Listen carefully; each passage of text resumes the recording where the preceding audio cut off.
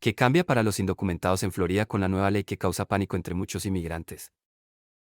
La gobernación de Florida la define como la legislación más fuerte contra la inmigración ilegal de Estados Unidos y sus efectos preocupan a muchos.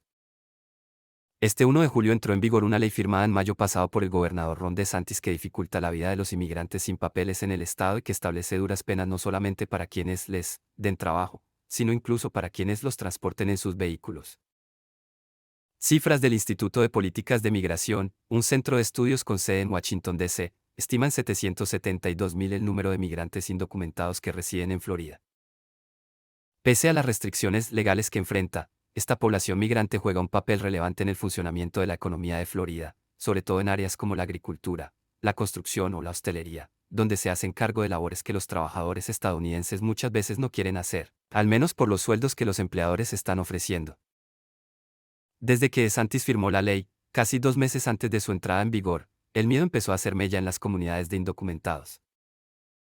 La prensa ha informado sobre granjas y obras en construcción en las que ha empezado a faltar mano de obra, cuyos trabajadores han manifestado su decisión de irse del estado, al menos, han dicho que están contemplando esa posibilidad.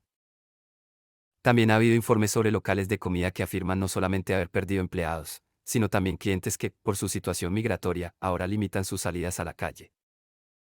Pero ¿cuáles son los cambios más importantes que trae consigo esta nueva normativa que ha atemorizado a los trabajadores indocumentados? Empleo y movilidad. La ley firmada por DeSantis establece que todas las compañías con más de 25 trabajadores deberán confirmar el estatus legal de sus nuevos empleados a través del sistema de Verify, una web que permite constatar la empleabilidad de un inmigrante desde el punto de vista legal a partir del pasado 1 de julio. Aquellos empleadores que no cumplan con usar este sistema se enfrentan a diversas sanciones, incluyendo la posible revocación de su licencia como empleador, así como a la imposición de otras penalidades. La nueva normativa castiga a quienes, a sabiendas y voluntariamente, transporten a estos inmigrantes sin papeles hasta Florida, desde fuera del estado o del país. Se establece que transportar por primera vez, y sin que se trate de menores, a estas personas será castigado como un delito de tercer grado, sancionado con hasta 5 años de cárcel y hasta $5.000 americanos de multa por persona trasladada. Quienes sean reincidentes, trasladen a menores o a grupos de más de 5 inmigrantes podrán ser considerados como responsables de un delito de segundo grado, lo que puede implicar hasta 15 años de cárcel y de una multa de hasta $10.000 americanos por persona. La movilidad de estos migrantes sin papeles también se verá afectada por una disposición que establece que no podrán usar licencias emitidas por otros estados del país para conducir en Florida y que si no pueden demostrar que su presencia estaba legalmente autorizada cuando obtuvieron la licencia en otro estado, entonces tendrán prohibido operar vehículos en este estado. En la actualidad, 19 estados y el Distrito de Columbia tienen normativas que permiten emitir permisos de conducir a inmigrantes indocumentados, de acuerdo con datos de la Conferencia Nacional de Legislaturas Estatales. Además de estas limitaciones, la nueva legislación prohíbe a condados y municipios destinar fondos a alguna persona u organización con el fin de que puedan emitir documentos de identidad o de otro tipo para los extranjeros indocumentados. Por último, la nueva ley exige a los hospitales que atienden pacientes amparados por el Medicaid, el programa de salud destinado a personas de bajos recursos, que incluyan en sus formularios de admisión una pregunta para saber si un paciente es un ciudadano estadounidense, un residente legal o un extranjero sin autorización para estar en el país. Los centros de salud deberán remitir a la Agencia para la Administración del Cuidado de la Salud del Estado un informe trimestral en el cual se detalle la cantidad de pacientes de cada categoría que fueron atendidos en urgencias o que fueron ingresados durante el periodo correspondiente. Impacto económico. Pocos días después de que el gobernador DeSantis firmara la ley a inicios de mayo, la prensa local en Florida comenzó a publicar mucha información según la cual algunos de estos trabajadores indocumentados habían dejado de asistir a sus lugares de trabajo. En las últimas semanas, las historias que cuentan los medios tratan sobre trabajadores que se están marchando o que contemplan hacerlo ante el temor a verse impactados por la nueva norma.